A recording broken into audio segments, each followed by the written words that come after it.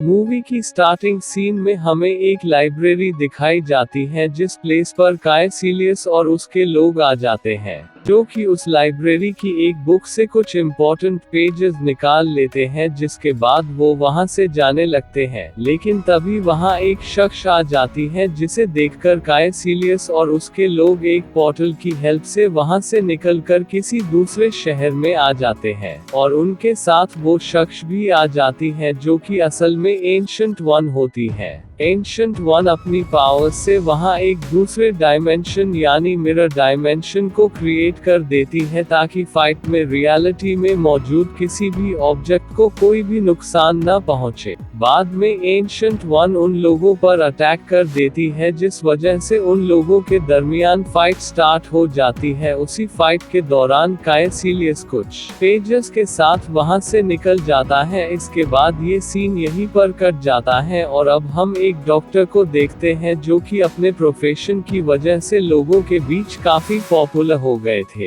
एक बार doctor strange किसी party में जा रहे होते हैं, लेकिन वे में उनका काफी बुरी तरह एक्सीडेंट हो जाता है और उन्हें काफी चोट भी आती है। इस एक्सीडेंट में वो काफी बुरी तरह इंजर्ड हो गए होते हैं। उनके हाथ की हड्डियां बहुत ही बुरी तरह से ब्रेक हो गई होती हैं। डॉक्टर्स स्ट्रेंज से बताते हैं कि उनके हाथ की बोन्स काफी बुरी तरह ब्रेक हो गई हैं और अब वो कभी भी सही नहीं हो पाएंगी। यानी डॉक्टर स्ट्रेंज कभी भी अपने हाथों को पहले जैसे ठीक नहीं कर सकते हैं। लेकिन स्ट्रेंज इस बात पर बिलीव नहीं करना चाहते थे। स्ट्रेंज हर वो इलाज करना चाहते थे जिससे वो अपने हाथों को सही कर पाए। इसीलिए वो उसी हॉस्पिटल में मौजूद एक डॉक्टर से ट्रीटमेंट कराने लगते हैं, क्योंकि उस शख्स ने पहले भी एक आदमी को ठीक कर दिया था जिसकी बॉडी की सारी बोन्स ब्रेक हो गई थी। सबका यही मानना था कि वो कभी भी अपने पैरों पर खड़ा नहीं हो सकता। स्ट्रेंज उसे बताते हैं कि तुमने पहले भी एक ऐसे ही शख्स को ठीक किया था जिसकी बॉडी की सारी बोन्स बहुत ही बुरी तरह ब्रेक हो गई थी। वो शख्स स्ट्रेंज को बताता है कि हाँ, उसकी सारी हड्डियां टूट गई थी, लेकिन मैंने उसे ठीक नहीं किया। दरअसल एक्सीडेंट के कुछ महीनों बाद वो शख्स सिटी से अचानक गायब हो गया,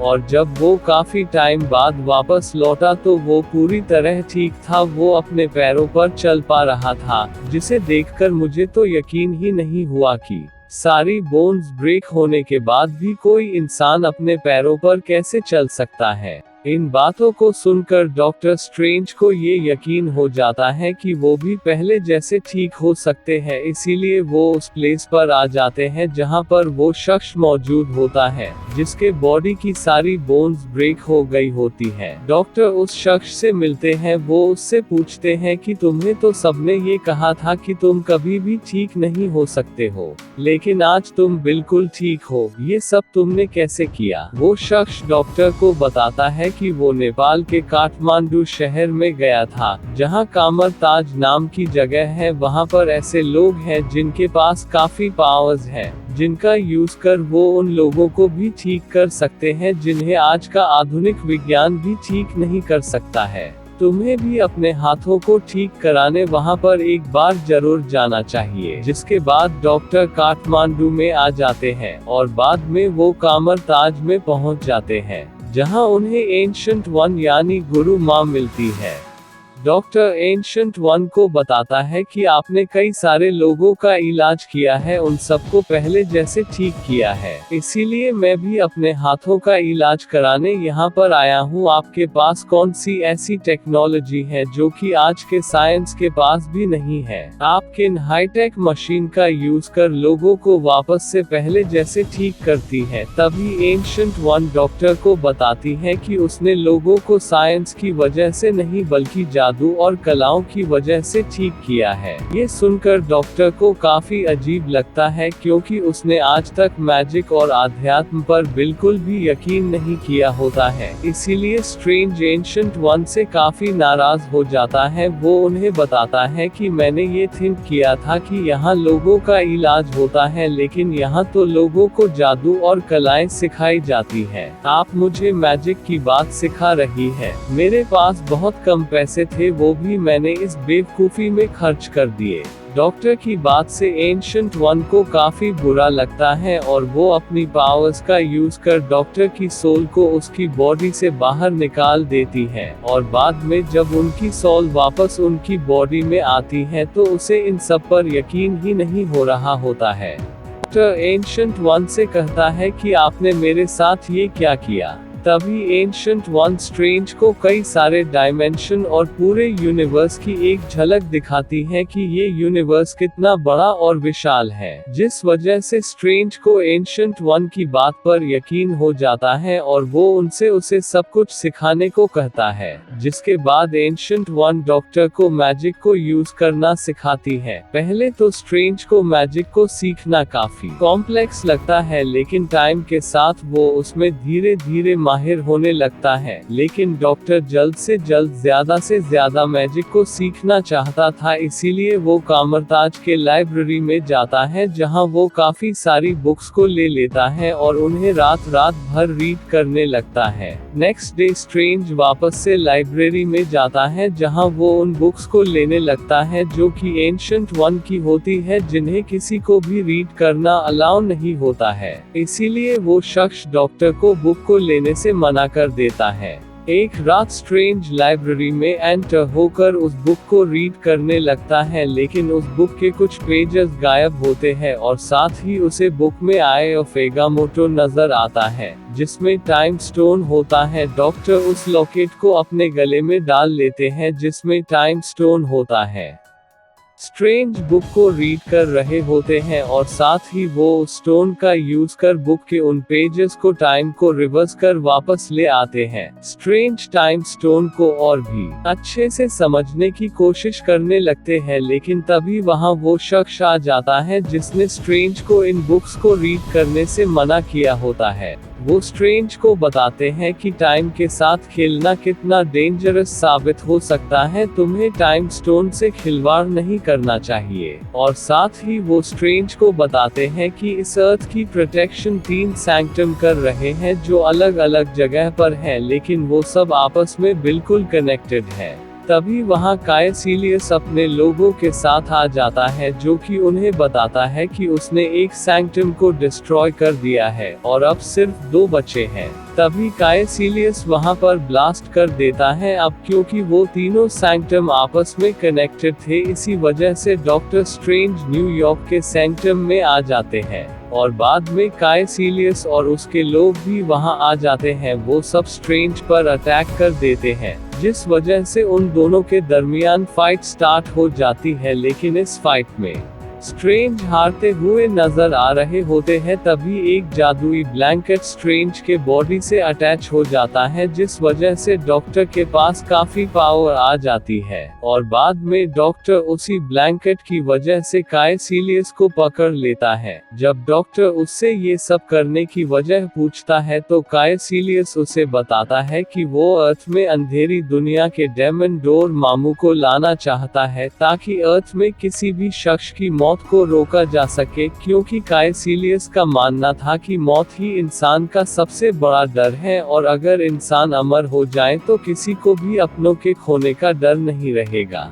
लेकिन स्ट्रेंज इस बात से इनकार कर देते हैं कि ऐसा करना पॉसिबल है ही नहीं। तब कायसिलियस स्ट्रेंज को यकीन दिलाने के लिए एंशंट वन यानी गुरु माँ का नाम लेता है। कायसिलियस डॉक्टर को बताता है एंशंट वन खुद अंधेरी दुनिया की पावर का यूज कर अपनी एज को बढ़ने से रोक लिया है और साथ ही वो अपने मैजिक में भी उस दुनिया की पावर्स का यूज करती है। लेकिन स्ट्रेंज कायसिलियस की बात से इनकार कर देता है। कायसिलियस उसे बताता है कि तुम्हें अगर मेरी बातों पर यकीन नहीं है तो तुम इसके बारे में एंशंट वन से बात करना। अभी वहां कायसिलियस का आदमी आ जाता है जो कि उन पर हमला कर देता है, जिस वजह से स्ट्रेंज काफी इंजर्ड हो जाते हैं। इसीलिए वो एक पोर्टल बनाकर उसी हॉस्पिटल में आ जाते हैं जहां वो वर्क किया करते थे। डॉक्टर स्ट्रेंज अपनी सोल को बॉडी से निकालकर अपनी बॉडी का इलाज करने लगते हैं, लेकिन तभी वहां कायसिलियस का आदमी आ जाता है जो कि स्ट्रेंज की सोल पर अटैक कर देता है और काफी लंबी फाइट के बाद स्ट्रेंज उसे हराने में कामयाब हो जाते हैं। हॉस्पिटल से निकलकर एंशंट वन के पास जाता है, जहां पर एंशंट वन का शिष्य भी मौजूद होता है। स्ट्रेंज उसे बताता है कि एंशंट वन अपने मैजिक में अंधेरी दुनिया की पावर्स का यूज करती है। यही वजह है कि इतने सालों के बाद भी एंशंट वन वैसी की वैसी ही है, और साथ ही वो अपनी पावर्स में अंधेरी दुनिया की पावर्स का यूज करती है। स्ट्रेंज की बात सुनकर एंशंट वन बिना कुछ कहे वहां से चली जाती है। तभी वहां कायसिलियस और उसके लोग आ जाते हैं। अब कायसिलियस के वहां आते ही स्ट्रेंज उन सबको मिरर डायमेंशन में ले जाता है, जिसके बाद ही उन लोगों के दरमियान फाइट स्टार्ट हो जाती है, और उसी फाइट में एंशंट वन भी आ जाती है। और यहाँ हमें पता लगता है कि कायसिलियस असल में एंशंट वन का ही स्टूडेंट है, जिसने कामर ताज से मैजिक सीखा है। अब क्योंकि कायसिलियस काफी पावरफुल होता है, इसीलिए उसे रोकने के लिए एंशंट वन अंधेरी दुनिया की पावर्स का यूज करने लगती है। एंशंट वन को ऐसा करते देख स्ट्रेंज और उनके लॉयल स्टूडेंट को इस बात पर यकीन हो जाता है कि वो डोरमामू से पावर्स लेती है, और इस बात से उन्हें एंशंट वन से नफरत हो जाती है। उसी फाइट के दौरान कायसिलियस उस पर अटैक कर देता है और उन्हें मिरर डायमेंशन से निकालकर रियल वर्ल्ड में भेज देता है, जिस वजह से एंशंट वन काफी बुरी तरह जख्मी हो जाती है। इसीलिए उन्हें हॉस्पिटल ले जाया जाता है, लेकिन इससे पहले ही उनकी डेथ हो जाती है। तभी एंशंट वन की सोल उनकी बॉडी से बाहर आ जाती है, जिस वजह से स्ट्रेंज भी अपनी सोल को बॉडी से बाहर निकालकर एंशंट वन से मिलने जाता है। एंशंट वन स्ट्रेंज को बताती है कि उन्होंने अंधेरी दुनिया की शक्ति का यूज अर्थ की प्रोटेक्शन के लिए और डोरमामू को रोकने के लिए किया है, और आज नहीं तो कल तुम्हें भी अंधेरी दुनिया से पावर्स लेनी होगी। तुम में वो एबिलिटी है कि तुम कायसिलियस और उसके साथियों को रोक सकते हो। और बाद में एंशंट वन स्ट्रेंज को बताती है कि उनका टाइम अब पूरा हो गया है। अब इस वर्ल्ड और उन तीनों सैंक्टम की प्रोटेक्शन की रिस्पॉन्सिबिलिटी अब तुम्हारी है, और इसी के साथ वो वहां से चली जाती है। जिसके बाद स्ट्रेंज उस शख्स के साथ आखिरी सैंक्टम को बचाने हांगकांग आ जाता है, लेकिन वहां पर कायसिलियस के लोग मौजूद होते हैं। उन लोगों ने हांगकांग के सैंक्टम को भी डिस्ट्रॉय कर दिया होता है, और साथ ही उसने कई मैजिशियन को भी मार दिया होता है। अब आखिरी सैंक्टम के तबाह होते ही डोरमामू अर्थ में एंटर होकर उसे डिस्ट्रॉय करने लगता है, लेकिन इससे पहले ही स्ट्रेंज टाइम स्टोन का यूज कर टाइम को रिवर्स कर देते हैं, जिस वजह से वो उस टाइम में आ जाते हैं जब कायसिलियस उस सैंक्टम को तबाह करने वाला था। तभी वो शख्स स्ट्रेंज पर हमला करता है, जिस वजह से टाइम रुक जाता है, और बाद में स्ट्रेंज डोरमामू के पास जाते हैं। उसे ये समझाने की कोशिश करने लगते हैं कि वो अर्थ को तबाह करने का इरादा बदल दे, लेकिन डोरमामू इसके लिए इनकार कर देता है। इसीलिए स्ट्रेंज टाइम स्टोन के जरिए वहां पर टाइम लूप बना देते हैं, जिस वजह से डोरमामू उसे जब भी मारता स्ट्रेंज वापस से आ जाते हैं, और वो बार बार यही बात रिपीट करते हैं कि वो अर्थ को डिस्ट्रॉय करने का इरादा बदल दे। काफी कोशिशों के बाद भी जब डोरमामू स्ट्रेंज को नहीं मार पाता है, तो वो स्ट्रेंज से हार मान जाता है। इसीलिए वो अर्थ को छोड़कर अपने साथियों के साथ अपनी दुनिया में वापस लौट जाता है। बाद में स्ट्रेंज टाइम को रिवर्स कर वापस से पहले जैसा कर देते है, और साथ ही वो उन तीनों सैंक्टम और अर्थ की प्रोटेक्शन करने का डिसाइड करते हैं। मूवी के लास्ट सीन में हम थॉर को देखते हैं, जो कि स्ट्रेंज से मिलने आया होता है, और इसी के साथ ये मूवी यहीं पर एंड हो जाती है। Thank you so much for watching.